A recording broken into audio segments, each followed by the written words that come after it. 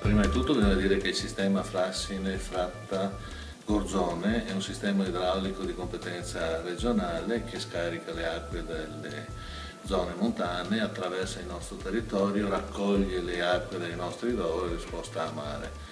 Questo sistema però oggi, a causa dell'urbanizzazione eccetera, va in tilt perché è insufficiente.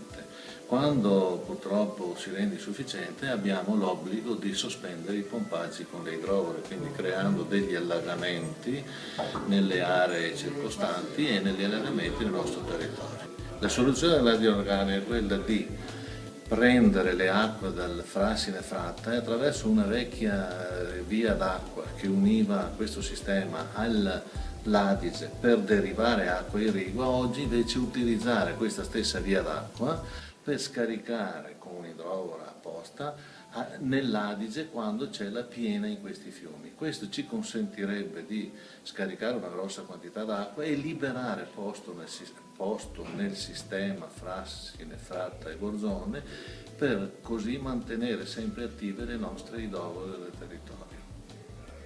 È un progetto che abbiamo già inserito nel piano generale di bonifica qualche anno fa e che oggi incomincia ad avere la condivisione anche degli organi regionali competenti con i quali noi ci stiamo rapportando per contribuire a portare avanti la progettazione e tutte le analisi del caso che servono.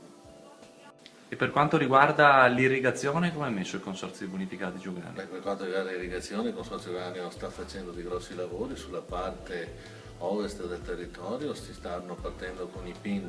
Quello che è anche da sottolineare, che è importante, è che il Magistrato alle Acque qualche giorno fa ha anche approvato e pubblicato il bando per fare, dopo tanto tempo che si aspetta, quella traversa sul Brenta che ci permette di attenuare la risalita del cuneo salino.